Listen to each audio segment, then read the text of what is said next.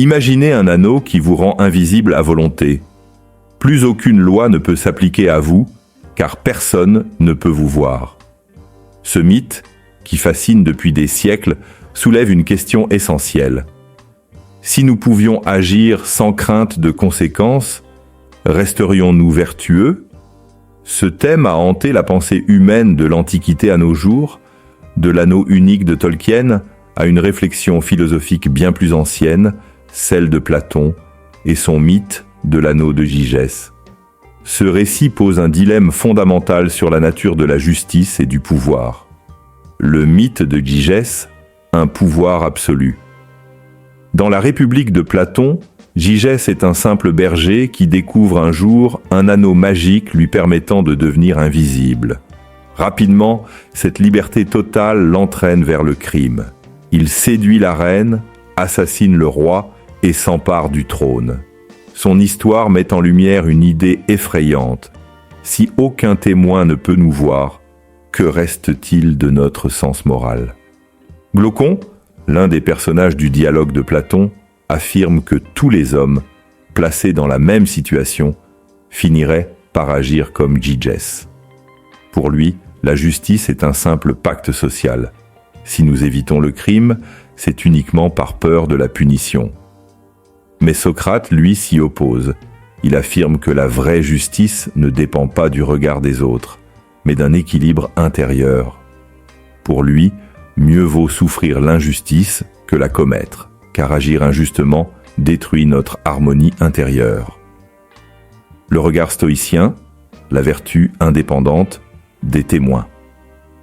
Les stoïciens, comme Marc Aurèle, Épictète ou Sénèque, ont approfondi cette réflexion.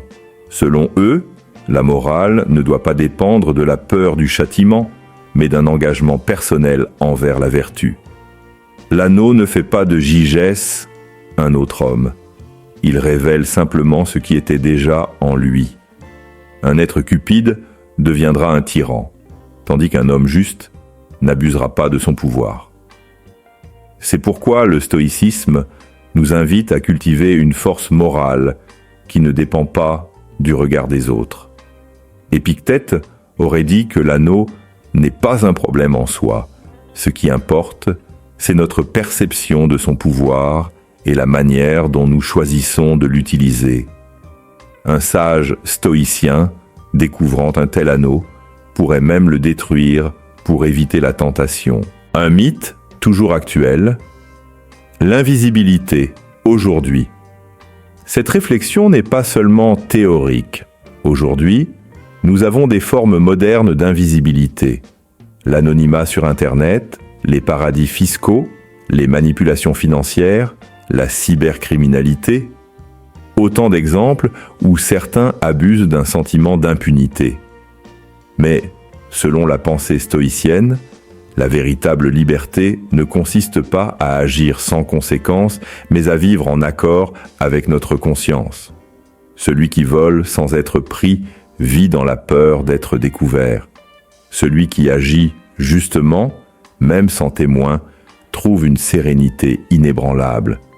C'est pourquoi les stoïciens pratiquaient l'examen de conscience quotidien. Se demander chaque soir si nous avons agi selon nos principes et rectifier nos erreurs. Cette discipline morale nous permet de rester droit, même quand personne ne nous observe. L'anneau de Gygès est un test philosophique universel. Si vous pouviez tout faire sans être vu, que feriez-vous ?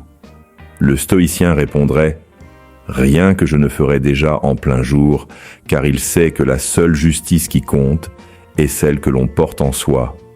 Le vrai pouvoir, c'est celui de rester fidèle à ses principes, même dans l'ombre. En fin de compte, la vertu n'est pas un fardeau, mais une liberté intérieure, une indépendance absolue face aux tentations et aux illusions du monde. C'est en cultivant cette force que nous trouvons la véritable sérénité.